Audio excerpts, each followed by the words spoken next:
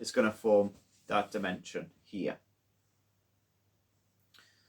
The other riser is going to be for your chin, so it's essentially from where your neck, the front of your neck is, to the start of your chin on one side.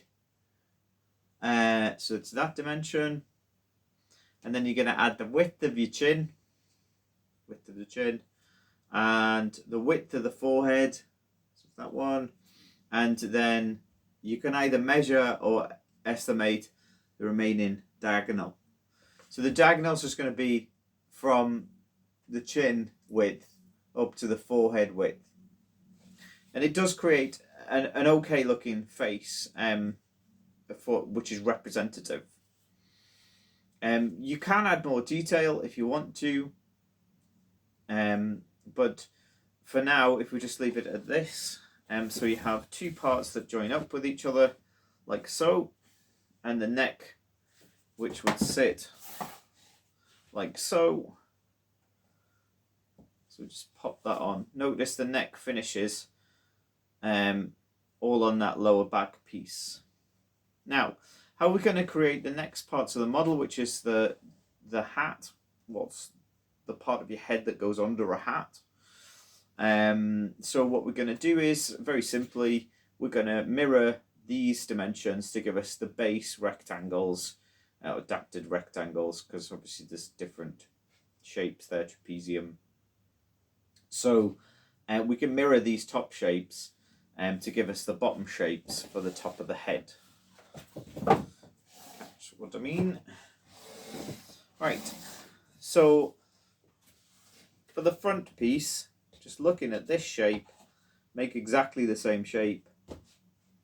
And then we're only looking at essentially the remaining height from the peak width up to the top of the head. And whatever that is, just use that as the riser length. Now, you want to try and make sure that you can fit a hat on top of your mannequin. So if you have a hat, it can help to guide you. You could draw out an approximation of the top of your head to make you aware of how much of a slope in you have to create in order to fit the hat on top of your head. I've found it's easier to do it that way than to measure it perfectly exactly, because you know it's going to fit if you've already checked that it's going to fit under the hat. So you'll be able to create something like that for the front.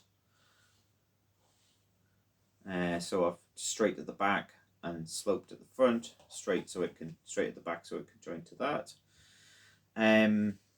Notice I haven't cut down all of the pieces yet on these. You just have to fold them in to the right amounts for the angles that you've created. So that's down to the angles that you've created. And then cut off whatever's not needed. Most of the time you're just trimming off the corners. So that becomes nice and simple to create. So what you should end up with, 4 pieces, all created through the block structure. And once you've trimmed all the edges down, it will look more like, and glued it all together, it will look more like that. And it's really eerie watching it in the room when you place the head on, is that you can turn it to look at you, and it does feel like a presence in the room. I wouldn't say that I would say that it feels more like a presence rather than it's scary. It's interesting when you're in the room with it. It really feels like there is another person essentially there with you, depending on how you position the head or the body language essentially of the mannequin. So there you go, that's how to make the head. This is the last of the construction videos. So my advice would be, if you want any more information, is to have a look at the instructions and to have a look at the drawings.